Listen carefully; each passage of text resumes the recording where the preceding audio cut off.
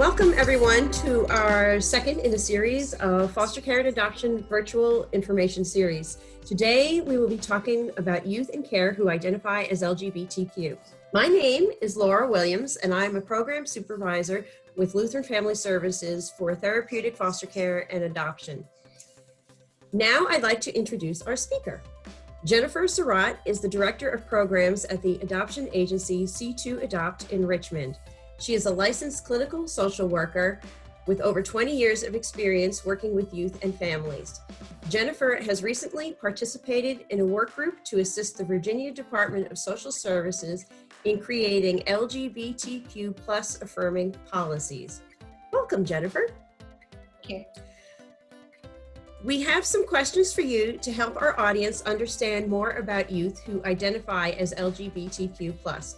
But before we start, most people don't understand the differences between private and foster care adoptions. Can you share some information about your agency and the types of adoptions you do? Sure.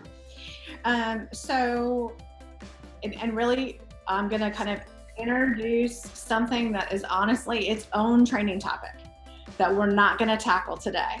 But I will say that private adoptions, that language, and we still use that language, okay? But a lot of times when people are thinking about private adoptions, we're thinking about kind of a historical context where adoptions were closed and we moved a child from one family to another. They didn't meet, they didn't know about each other, we never talked about it, okay?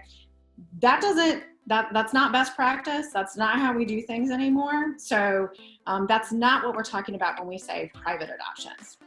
So a private adoption is typically going to mean that a private agency is involved.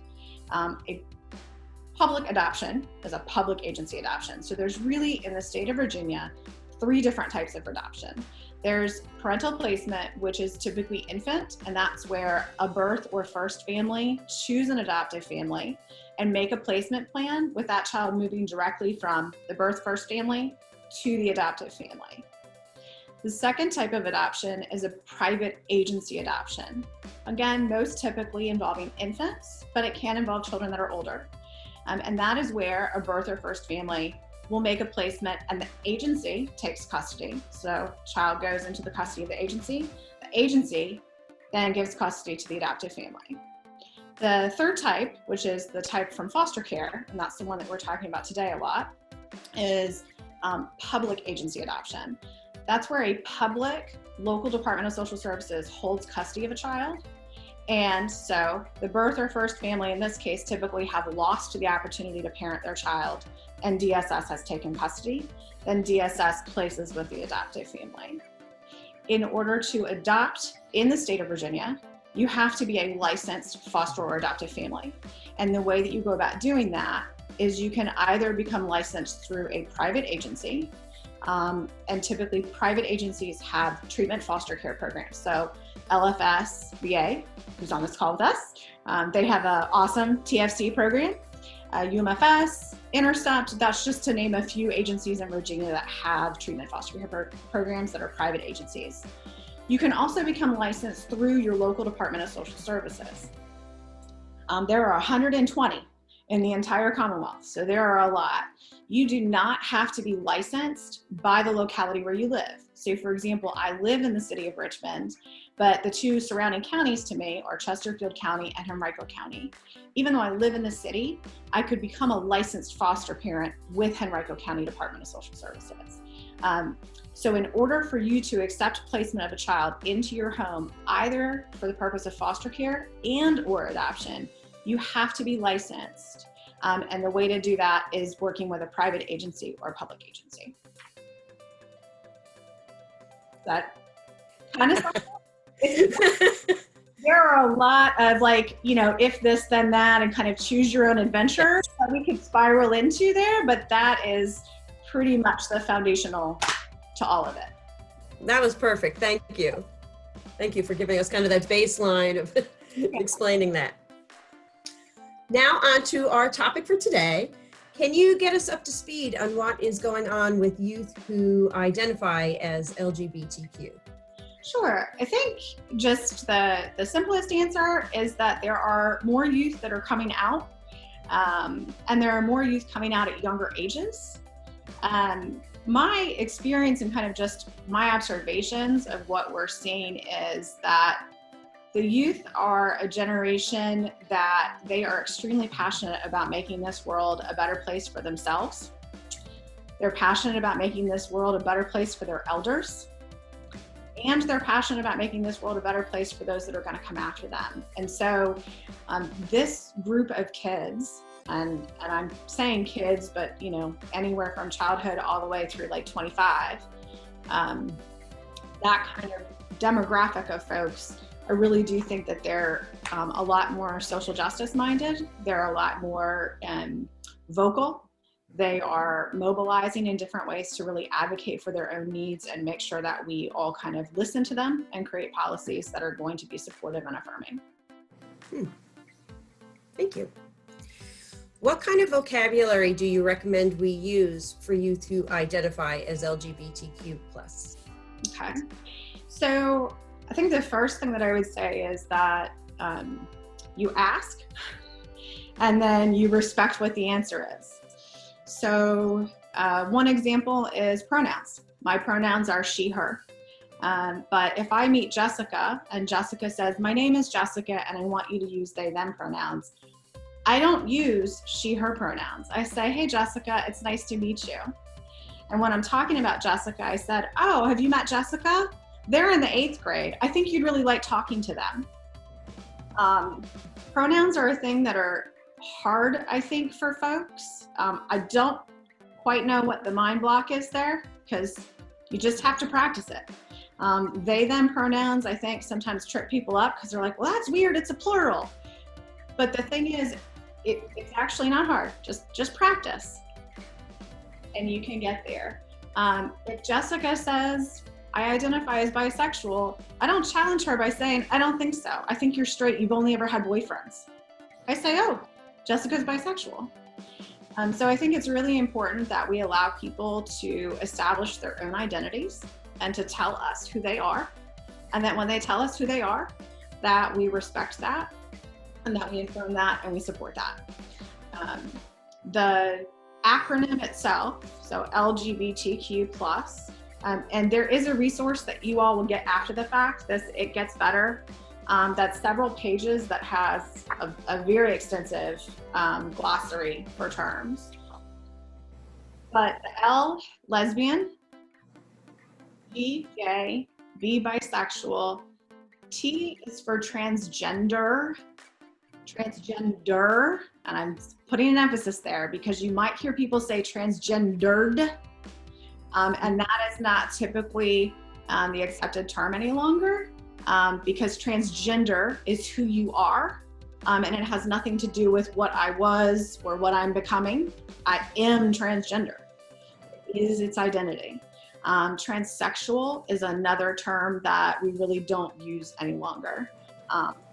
Back to the thing I said, though, about respecting what people say about themselves. You might have elders in the community. You might have someone who is 62 who says, I am a transsexual woman. She can say whatever she would like about her own identity, and we're gonna respect that language. What I'm suggesting is you do not use that term without hearing that from someone else first. So transgender is the term that we're using.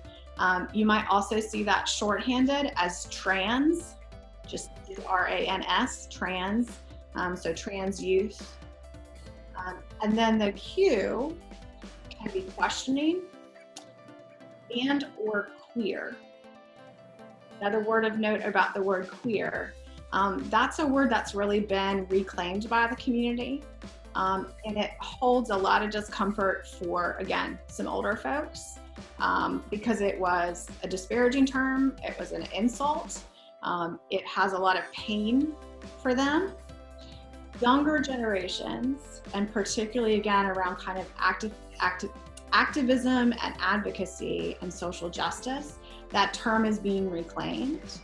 But I would caution again a little bit about let's listen to the language that people use to describe themselves And if you are not a member of the community, I would just caution against using a word like queer. So I'm in the community, I use the word queer, but I'm not necessarily going to use that in a group full of people who are non-identified, because again, that's not necessarily an appropriate word for the conversation that I'm having in that context. And then the plus is because the acronym is actually many layers, and many other letters. So the plus is kind of, and everyone else. And so that longer glossary will get you guys into terms like pansexual, which is sexual attraction to any gender or any person.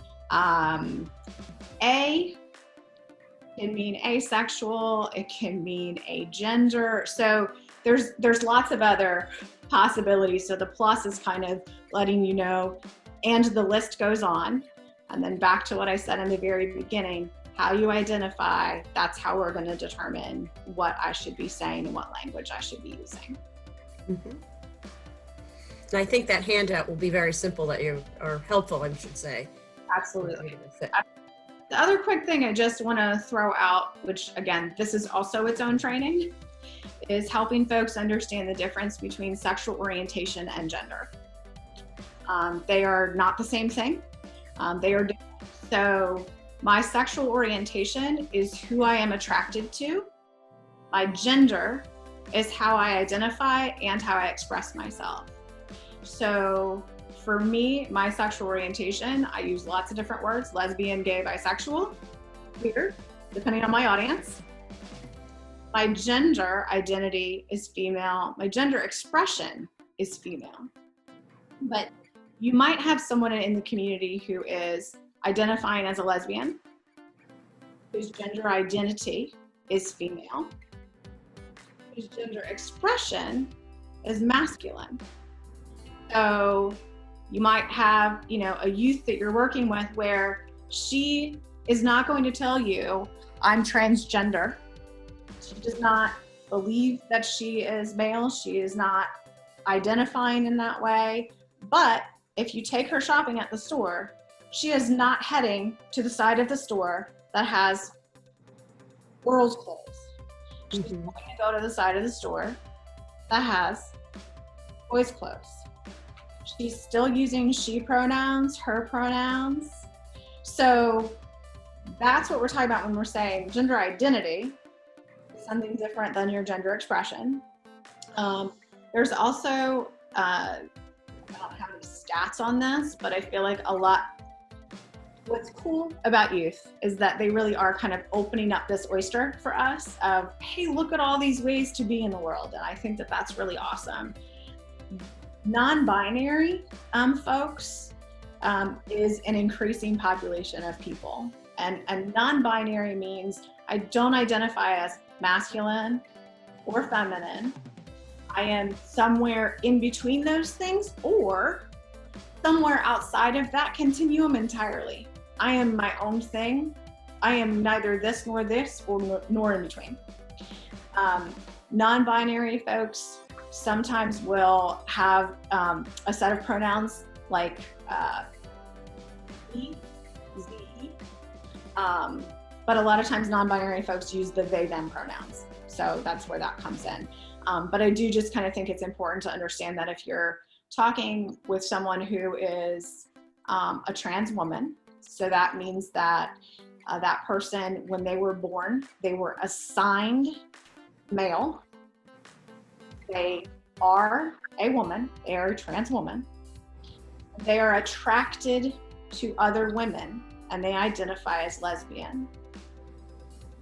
It does not matter that this person was assigned a different gender at birth. The relationship that they're in with another woman does not make them straight. They are not in a heterosexual relationship. They're in a lesbian relationship. They are a woman, they're in a relationship with another woman. Again, this could be like an all-day training to kind of deconstruct what we believe about gender and who we are and how we relate. But I do think that it's important that parents understand that what we're talking about is two separate things that intersect but they're still distinct. Right. And that would definitely be very helpful for a lot of families, especially that are looking toward foster care and adoption. How can we help youth with safety at home and in school and in the community?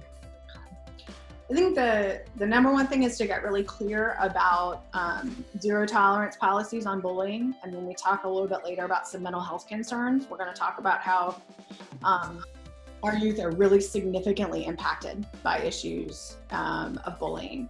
And that means not just, I'm going to make sure that you're not pushed into your locker. It also means that I'm going to protect you from language that is harmful. And so that means I am not going to have you in a church or in a faith congregation where you're hearing that you're an abomination and that you're going to hell. It means that I'm not going to allow you to be in school with a peer who every day is calling you the F word, a derogatory term for gays. It means that I'm not going to let your Aunt Judy make disparaging comments about your behavior or how you dress. I'm going to be aware of situations on social media, and I'm going to be protecting you and keeping an eye out for people being abusive in the way that they talk about you. We're talking about access to appropriate resources and affirming resources. So in particular, when we're talking about healthcare for trans youth, healthcare needs are different. If I have a transgender teenage boy, and I'm gonna kind of blow your mind for a second, but transgender teenage boy who has his period and he needs access to gynecological care, I need to find a gynecologist or an OBGYN who understands how to provide care for my teenage son that does not harm him or cause him trauma. I need to find mental health professionals who understand some of the unique needs that my kids have and that they're supportive and caring. I'm glad you brought that up, because I think sometimes we think about the mental health piece, but not necessarily the medical side.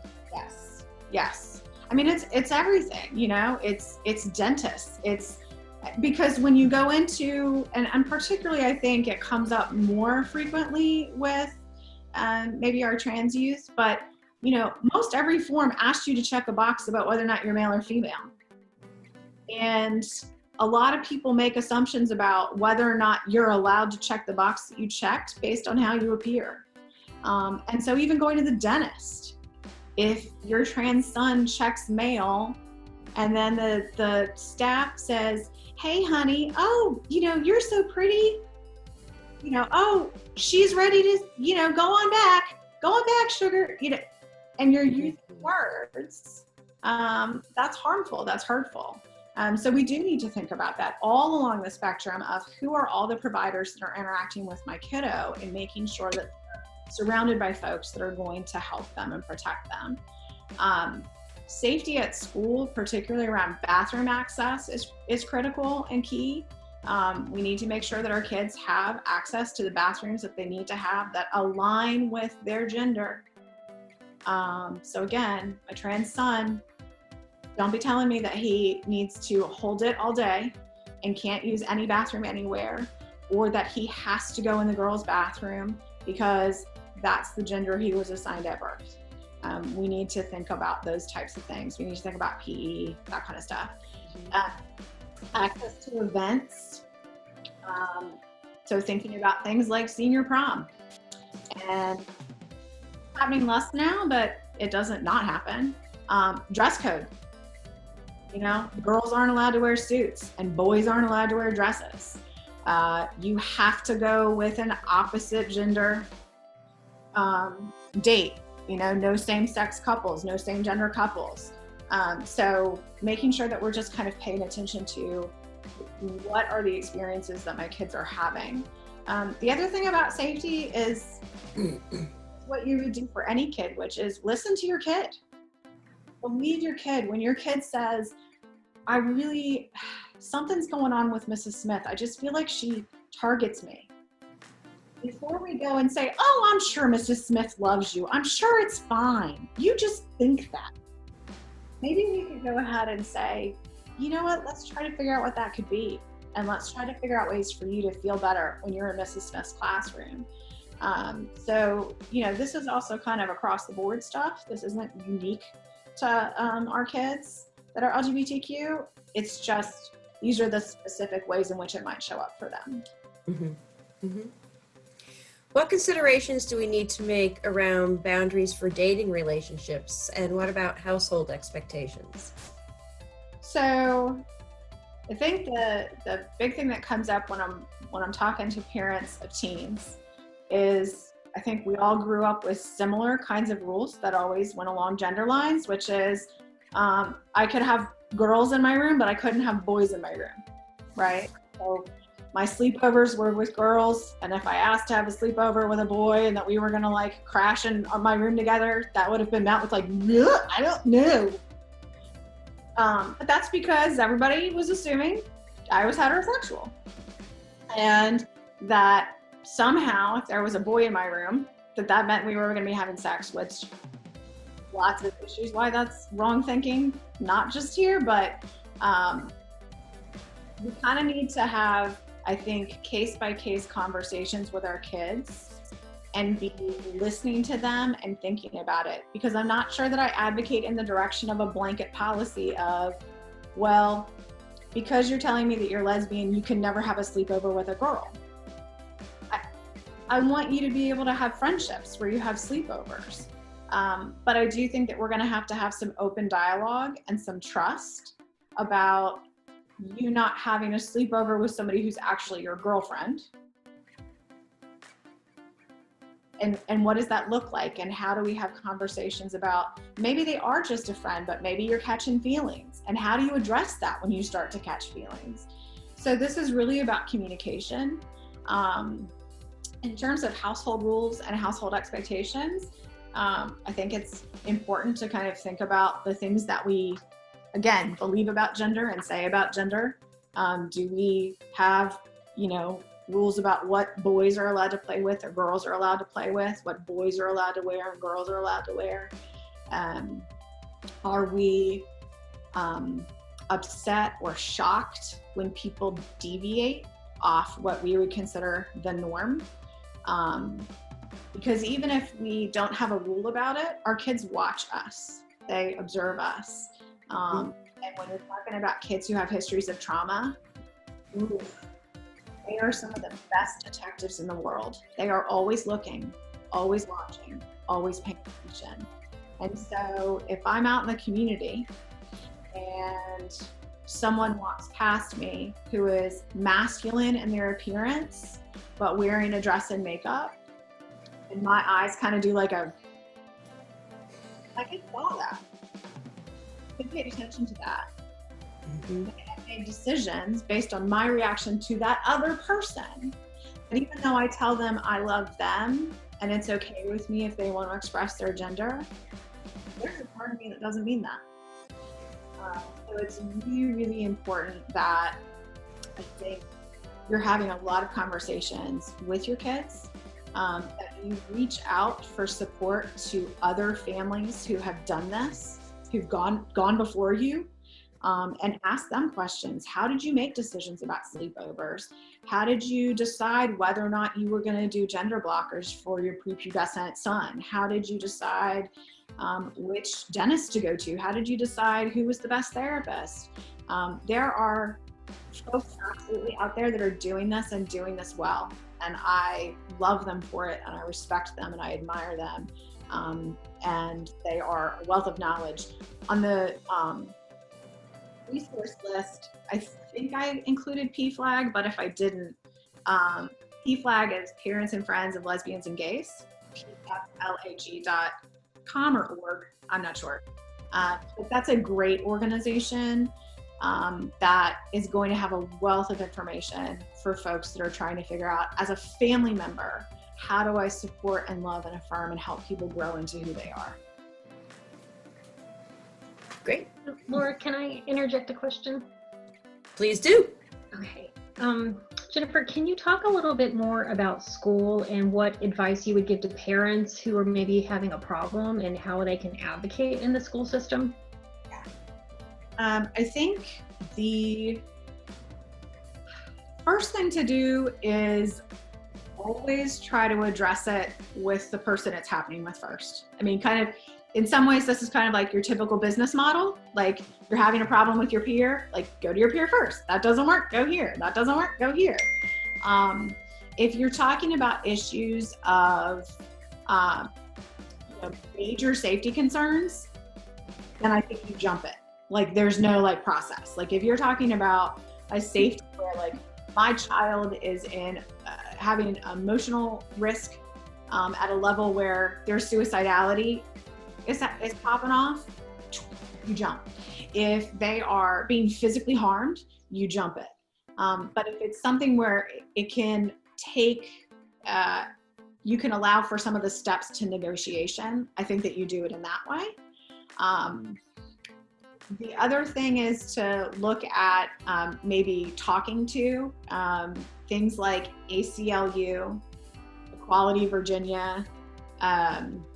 Side by Side is a Richmond-based organization, but they have a ton of training resources for schools to just talk about how do we, because sometimes it's a training issue. Like, we just need to get training into an entire school staff to talk about how to address school-wide a challenge that they're having. But that's kind of my recommendation. And then I think, again, it's that open communication with your kid, of hearing from them, based on what you're telling me, do you want me to just listen to you? Do you want me to do something? Or do you want me to help you do something? And then sometimes they're going to say, I just want you to listen, and you're hearing and going, this is a do something. Like, this can't be just a listen. But again, that's communication. I think you kind of, at the end of that conversation, you say, I know you were asking me to just listen, and I did. And when I listened to all the things that you shared with me, this feels like a situation where we have to do something because your safety is really important to me. And I'm happy to talk to you about how we do something, but do something we must. Thank you. Excuse me. For our audience at this point, I'd like to remind you about the Q&A feature at the bottom of your screen if you have any additional questions you'd like to ask. Jennifer, you've mentioned some community resources a little bit, and I know you're sharing some with us to provide to other folks, but are there any that you'd like to mention right now for this population? I think, so in the Tidewater area, there's the Hampton Roads Pride, which is a good one to kind of look up and see what organizations and services are happening in the community of Tidewater. Again, Side by Side is specific to Richmond, but they do have a ton on their website, and they have community support groups that are in the Richmond area, Petersburg, as well as out towards Charlottesville. And then there's a number of online resources, which on that resource list, you guys will get a chance to kind of look at those. Again, this is kind of the nice part, is that we do have an ability to connect kids a little bit differently now. So like Gender Spectrum has some online virtual support groups. There's something called Q-Chat, which has some online support groups for youth.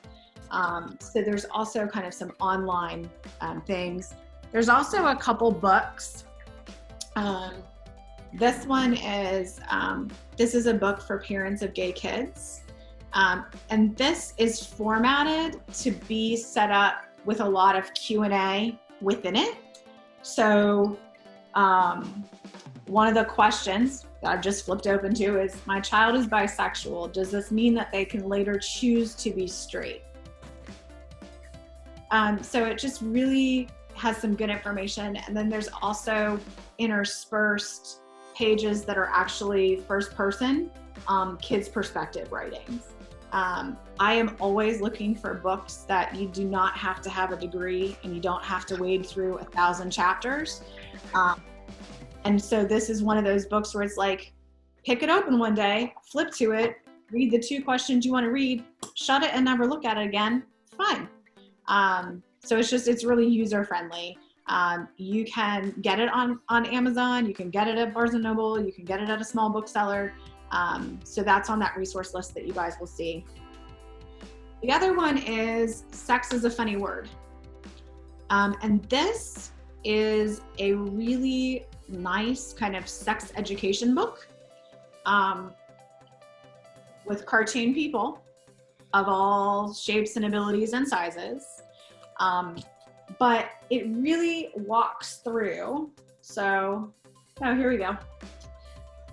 Here's what this one says, which is,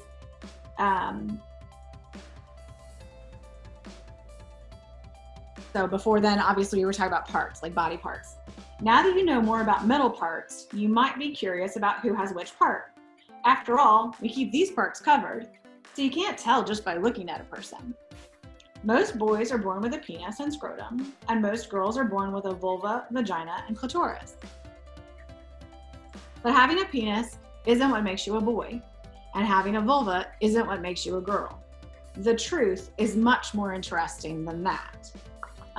So it's a way to really kind of break down gender, sexual orientation. It's user-friendly to be perfectly okay for younger kids, and also to have teenagers flip through it.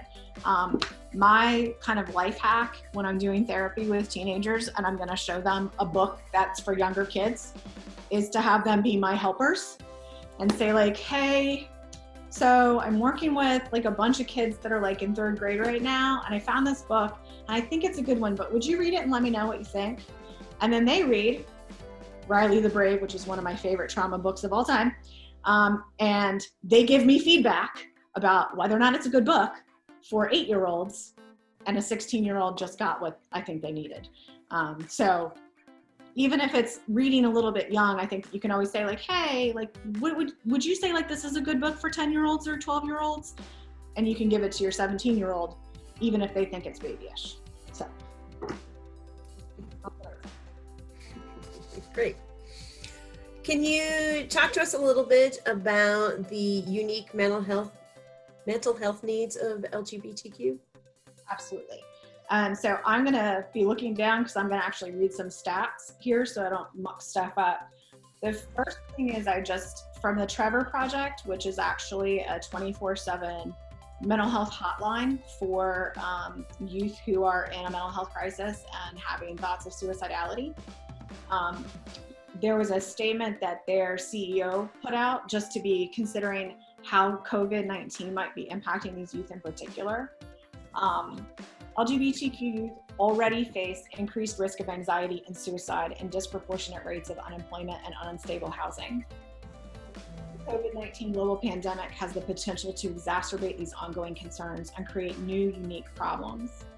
At the Trevor Project, we know that positive social connections are vital for suicide prevention, and we are hearing from an increased number of LGBTQ young people who no longer have access to their usual support systems. And some young people have even been forced to confine themselves in unsupportive or abusive environments.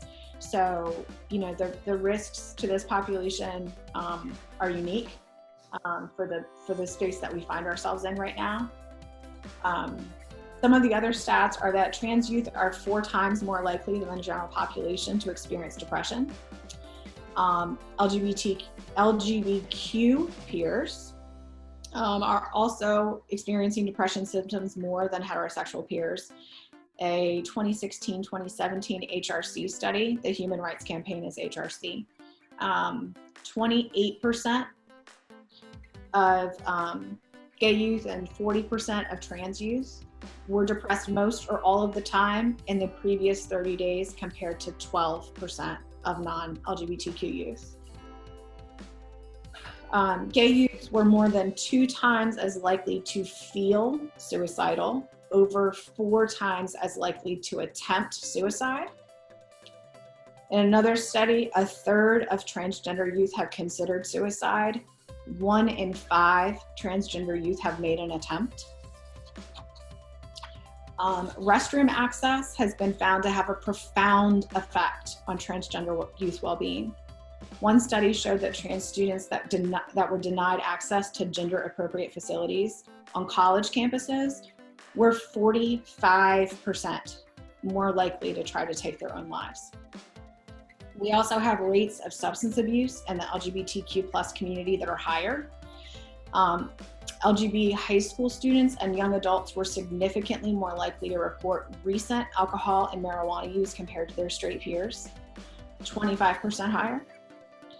And they were 2 to 3 times greater of having ever used hard drugs, so cocaine, ecstasy, methamphetamine, heroin, compared to their straight peers.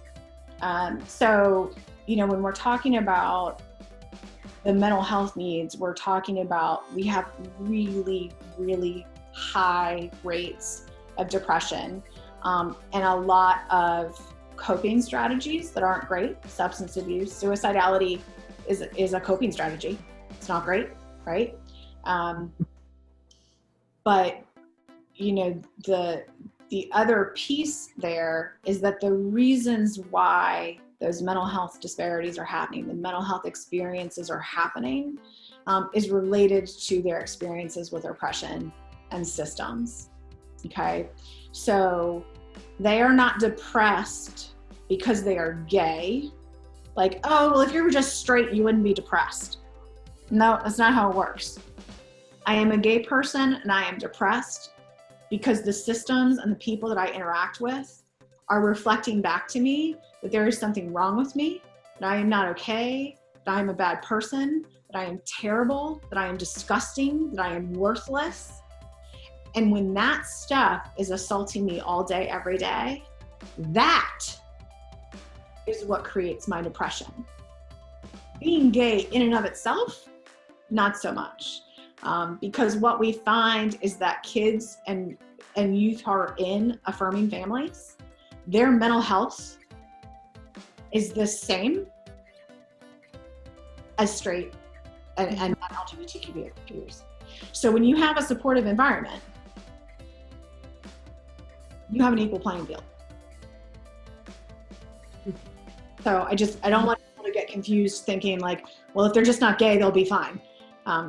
That's not how this works.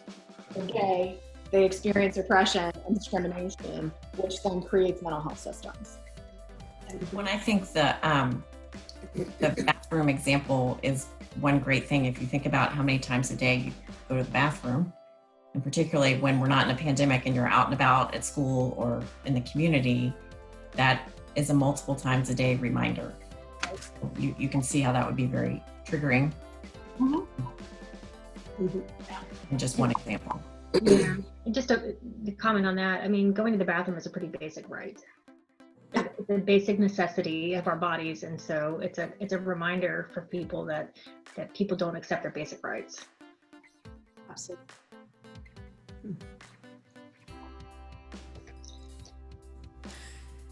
So along those lines, how can parents help to support their youth in this journey from the time they identify to the time they reach adulthood, and with all these other factors in place that make it difficult for them? Yeah. Again, I think this is really about open communication and unconditional love, and really, there's a difference between the reason why you keep hearing me say the word affirming instead of accepting is that I'm not asking you to accept me. I'm asking you to affirm me. I'm asking you to love me and tell me that I'm lovable. I'm not asking you to tell me that you'll tolerate me or you'll accept me, but you don't agree with me. I'm asking you to celebrate me and affirm who I am. And so that's really, when I was talking about getting those rates the same, that's what gets the rates the same, is affirmation, is creating welcoming environments And so, again, I think it's,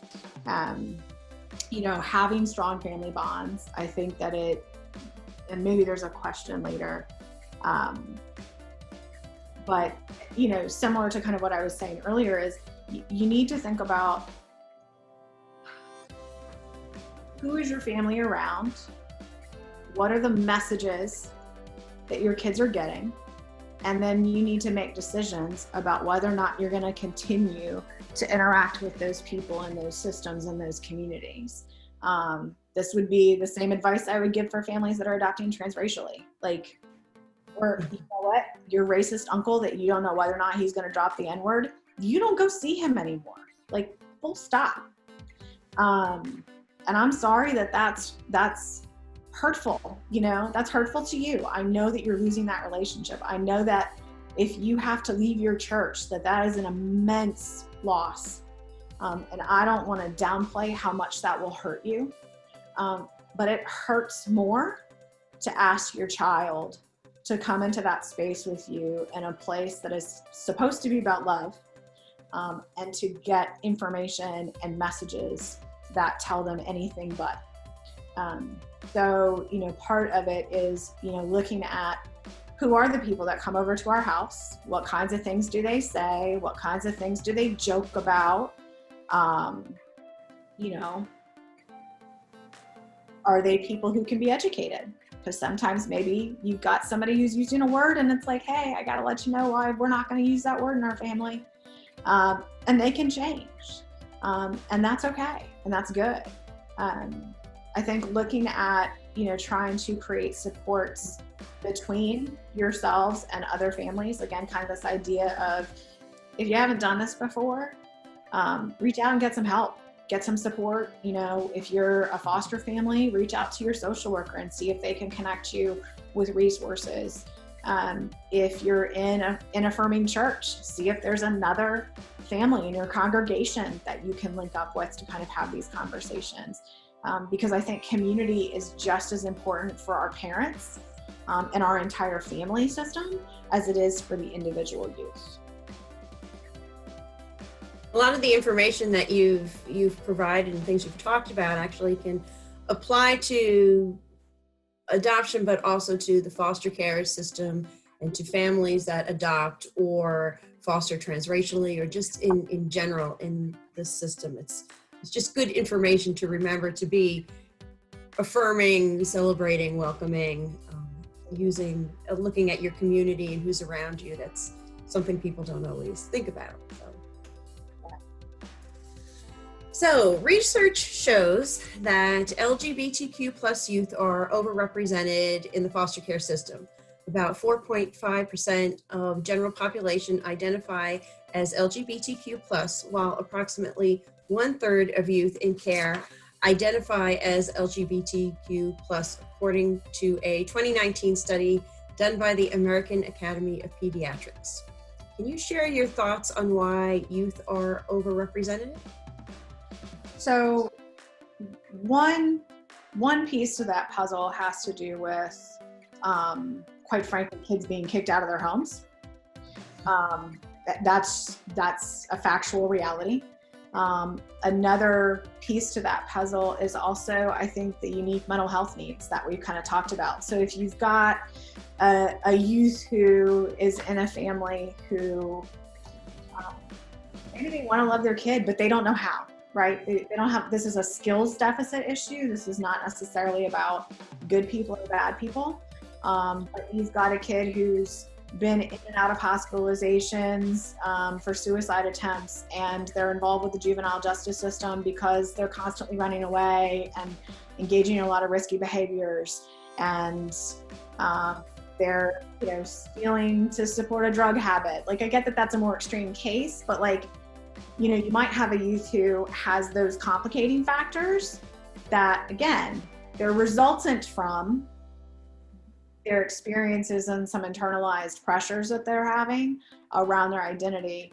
But particularly when you're talking about the juvenile justice system, kids enter care via that because they kind of get to a place where they can't be supported well in their family, in the community. And again, It's something that's really sad, because a lot of times it comes down to a skills issue. It's not necessarily a parent who's asking for relief of custody in some cases.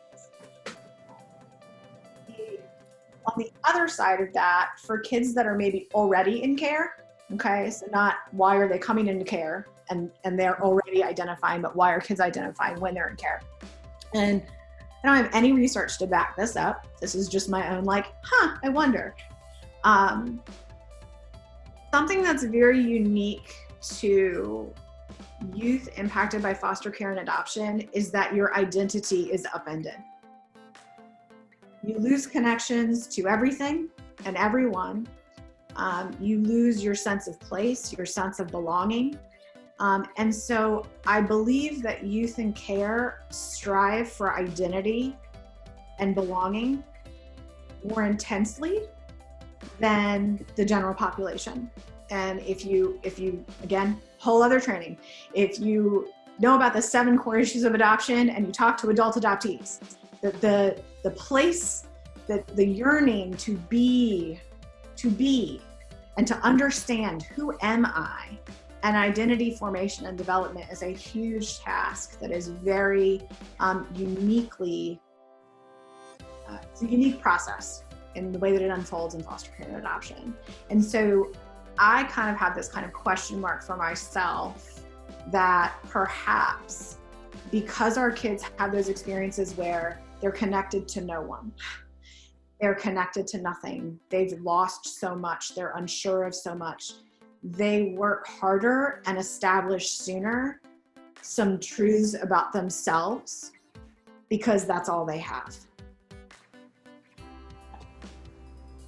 And somebody who's actually a researcher can do the research to back that up for me. But that's just that's something that I would posit. I don't know whether or not it's accurate. That's just a question I have. Well, it is a pretty good theory, and considering we have seen youth that nobody had any idea that they might fall into the LGBTQ realm anywhere, and all of a sudden they're in a home and they say, I'm gay, that makes sense as a theory. Again, I can't back that up with any real scientific evidence.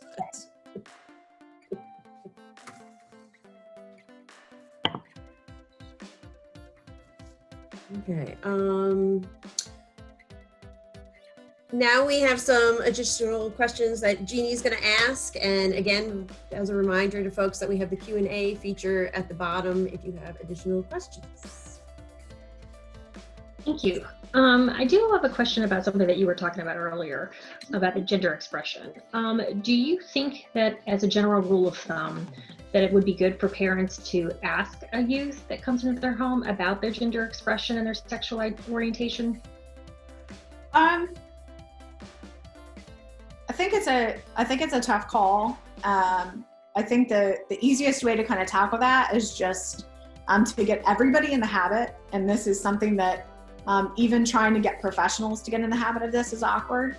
But for you to introduce yourself as, my name is Jennifer, I use she, her pronouns.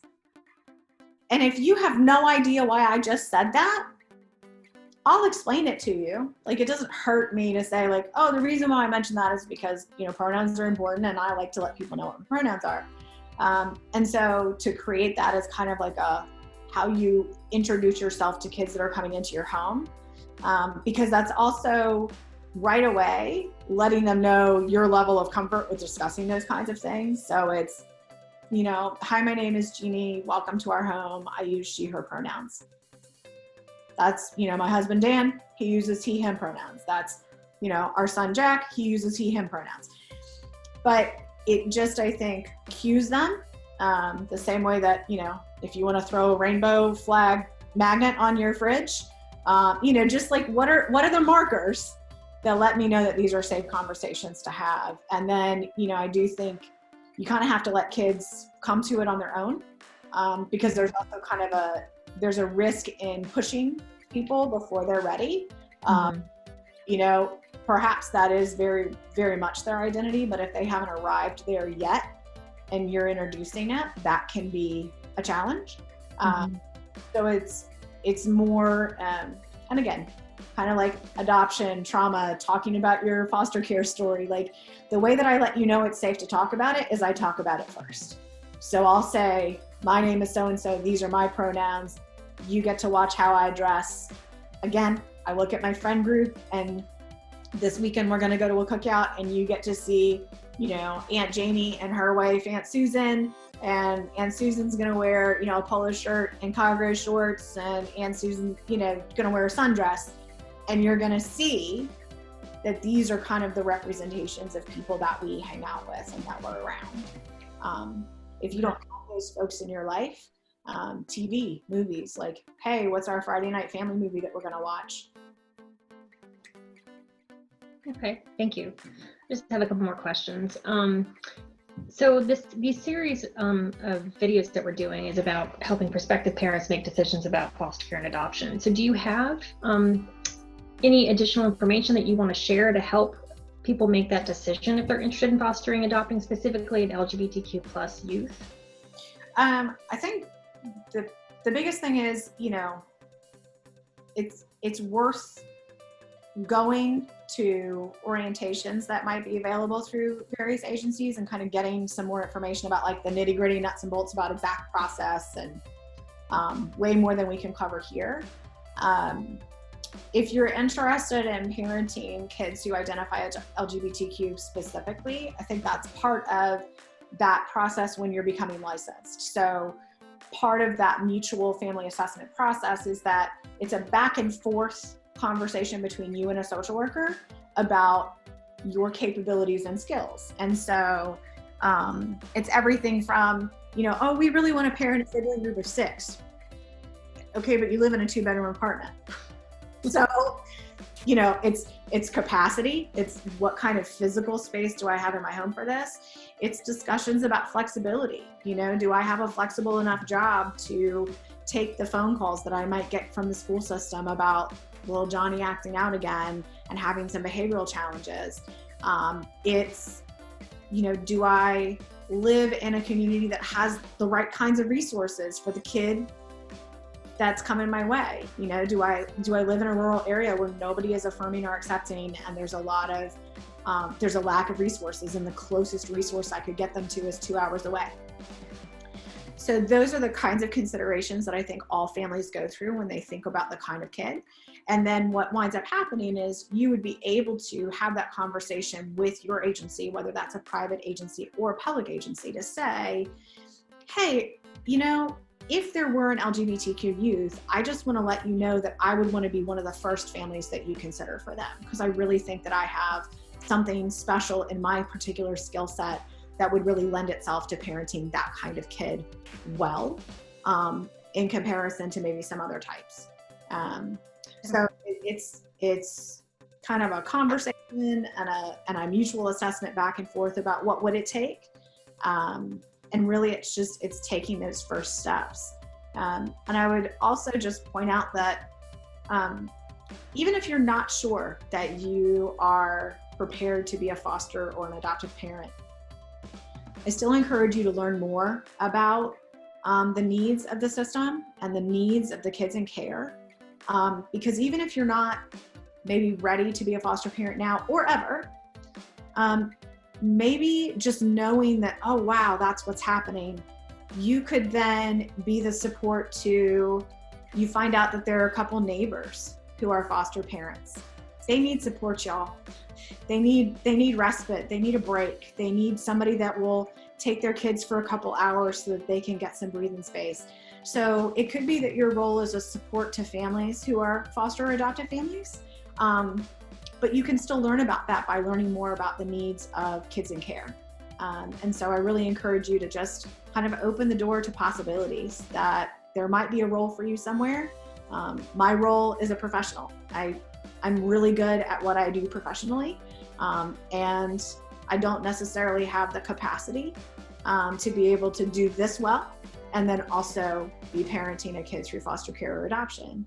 But everybody, I think, you know, it's kind of like everybody has their place. We're all kind of a couple, and we're all a piece of the puzzle. It's a beautiful picture when it's all put together, and you just have to figure out what your piece is. Great, thank you. That was it for the questions that I have, Laura.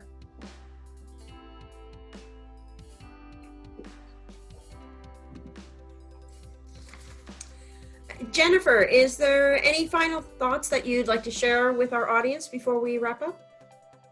I don't think so. Just thank you all for the opportunity. I love talking about the work that we do, and I really do have a passion to make sure that our kids, regardless of identity, like all of our kids in foster care, they deserve, it is their birthright to be connected to people who will love them and celebrate them. And so I'm excited that we maybe have even more people that are willing to take that next step for those today. And we truly appreciate you spending the time with us this morning and giving us all this information. You are definitely a wealth of knowledge. I'd like to thank you for attending our second event in our Foster Care and Adoption Virtual Information Series. We hope you have a great rest of your day. Thank you all.